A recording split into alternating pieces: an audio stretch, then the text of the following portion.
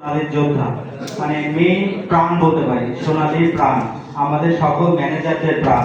আপনাদের মাধ্যমে আমাদের সোনালীর সকল বার্তা গ্রাম থেকে শুরু করে প্রবাসী সকল লক্ষ কোটি মানুষের কাছে পৌঁছায় যাচ্ছে।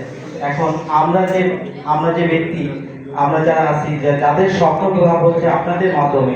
এখন আপনারা যদি স্বপ্ন ফিলাপ করতে চাই, দেখেন এখানে প্রত্যেকটা ব্যক্তি বলে গেছে যে লাখ টাকা থেকে শুরু করে এখানে 1 লাখ, 2 লাখ, 3 লাখ বা 5 লাখ টাকা ইনকাম করা সম্ভব। এই ইনকাম কি সহজে হয়ে যায়?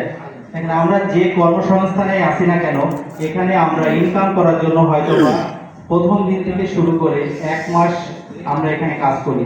এখানে যে টাকা ইনকাম করি, কেউ 1 লাখ টাকা বা 50-20 হাজার টাকা ইনকাম করি।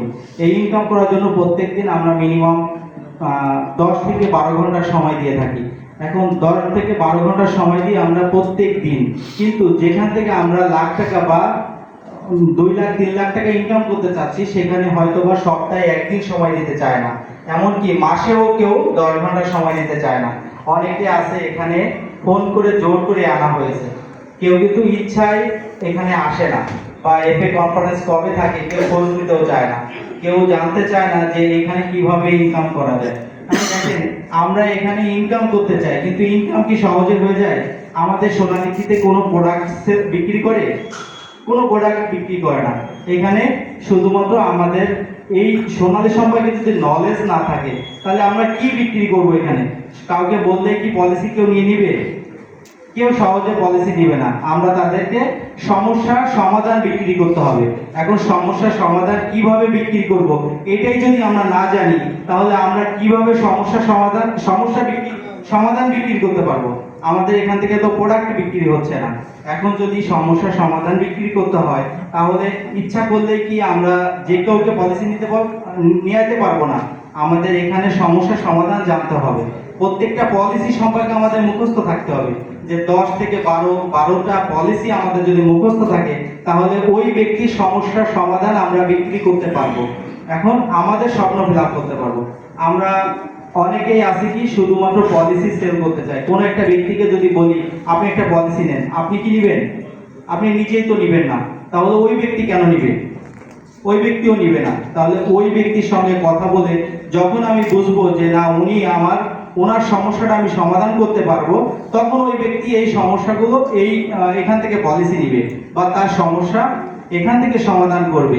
এখন আরেকটা জিনিস আপনি চিন্তা করে দেখেন, যে আমরা প্রত্যেকটা ব্যক্তি এখানে ইনকাম করার জন্য আসছি।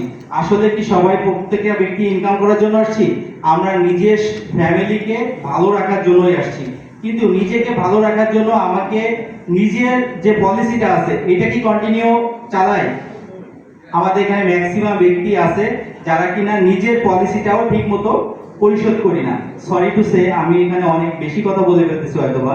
কারণ আপনি একবার চিন্তা করে দেখেন, আপনার যে 1000 টাকা থেকে শুরু করে বা 5000, 10,000 টাকা পলিসি আছে, এইটা যদি ল্যাপস থাকে, তাহলে আপনি কি টাকা ইনকাম করবেন সোনালী থেকে? আপনার ফ্যামিলি তো সুরক্ষায় নাই, আপনি অন্য ব্যক্তির সুরক্ষা কিভাবে দিবেন? বা অন্য কোনো ব্যক্তিকে যখন আপনি বলবেন আপনি পলিসির টাকা দেন, সেই ব্যক্তি কি টাকা দিবে? আমার তো মনে হয় আপনি অন্যের কাছে বলার সময় লজ্জাবোধ করেন। কেন? নিজের টাকা যদি না পরিশোধ থাকে, তাহলে অন্য টাকা কিভাবে চাওয়া যায়? আবার নিজের ফ্যামিলিকে যদি সুরক্ষা রাখতে হয়, আপনারা প্রত্যেকটা ব্যক্তি জানেন যে এখানে যারা এফএ আছেন, যে আমরা 1 তারিখ আমাদের যে ডেট থাকে, প্রিমিয়াম দেওয়ার ডেট থাকে, ওই ডেট থেকে পরবর্তী ডেটের 31 দিন আমরা এখানে চুক্তির ভিতরে থাকি। আমরা কিন্তু 31 দিন পর পার হয়ে গেলে আমরা চুক্তির বাইরে চলে যাই। এখন মনে করেন আমি 31 দিন পর, অর্থাৎ আমার প্রিমিয়াম দেওয়ার 33 দিনের মাথায় আমি মারা গেছি, তার মানে আমার চুক্তি বাতিল হয়ে গেছে 2 দিন আগে। চুক্তি বাতিল হয়ে যাওয়ার 2 দিন পরে যদি আমি মৃত্যুবরণ করি, আমার ফ্যামিলি কি সুরক্ষায় থাকবে? তাহলে আমরা দেখেন, আমরা এখানে সবাই ক্যারিয়ার করতে আসছি, কিন্তু নিজের ফ্যামিলিকে সুরক্ষায় রাখতে রাজি না। আমরা নিজের পলিসিটাও ঠিক মতো দিচ্ছি না। তো আমি মারা যায়, যদি আমি টাকা না পাই, তাহলে আমাকে দেখে যে ব্যক্তিগুলো পলিসি করছে, তারা কি বাদবাকি পলিসি কন্টিনিউ করবে? করবে না। এবং কি দেখেন, আপনারা একবার চিন্তা করে দেখেন, আমার ফ্যামিলি সুরক্ষায় থাকলো না, আমাকে দিকে যারা পলিসি করলো না, এ তো এত ভালো একটা প্ল্যাটফর্মে এসে আমরা মিনিমাম 1000 থেকে 2000 লোককে রিক্রুট করে ফেললাম। কারণ বাদবাকি যে ব্যক্তিগুলো আছে, ওই ব্যক্তিগুলো যখন দেখবে যে আমি টাকা পাইনি, ওই ব্যক্তিগুলো কি পলিসির টাকা দিবে? জমা দিবে না। প্রথমেই বলবে সোনালী একটা ভাওতা, কারণ উনি মারা গেছে, উনি টাকা দেয় না। আমাদের একটা সূত্র আছে যে একটা প্রিমিয়াম জমা দেওয়ার পরেও কোনো ব্যক্তি লাইফ লস করলে আমরা ওই ব্যক্তির টাকা কেস অ্যামাউন্টের টাকা 7 দিনের ভিতর পরিশোধ করা হয়। আসলে 7 দিনের ভিতর পরিশোধ করা হয় ওই ব্যক্তিকে যে ব্যক্তি পলিসি ল্যাপস নাই, কন্টিনিউ আছে, কিন্তু আমরা কিন্তু নিজেদের টাকায় দিতে রাজি না। সো আমরা প্রত্যেকটা ব্যক্তি দেখেন এখানে পলিসি সেল করতে হয় কিভাবে বা যা কিছু আছে আমরা সোনালী সম্পর্কে জানি না। দেখেন, আমরা যখন ডক্টর দেখাতে যাই তখন আমরা আগে চিন্তা করি কি, আমরা দেখি আগে কে এমবিবিএস ডক্টর আছে, এরপরে দেখি কি যে সে কি সরকারি হসপিটাল থেকে পাস করছে না বেসরকারি থেকে পাস করছে। তারপরে চিন্তা করি সে প্রফেসর নাকি শুধুই ডক্টর, অথবা চিন্তা করি সে বাইরে থেকে ডিগ্রি অর্জন করছে না দেশ থেকে ডিগ্রি অর্জন করছে। এখন দেখেন, এতগুলো যখন আমি ডক্টর দেখানোর জন্য চিন্তা করি, আমরা যাদেরকে পলিসি করাবো ওই ব্যক্তি কি আমি যদি না জানি, আমার ভিতরে যদি নলেজ না থাকে, তাহলে কি আমার কাছে পলিসি করবে না অন্য কোনো ব্যক্তির কাছে পলিসি করবে? তাহলে আমাকে এখানে কি করতে হবে? সোনালী সম্পর্কে ধারণা দিতে হবে। দেখেন, আমাদের এখানে সোনালী থেকে অনেকগুলো ট্রেনিং এর ব্যবস্থা করছে, জানি না গত 2024 সালে কিন্তু ছিল না, 2025 সালে মাঝামাঝি থেকে শুরু হয়েছে। আমাদের এখানে শনিবারে একটা ট্রেনিং করা হয়।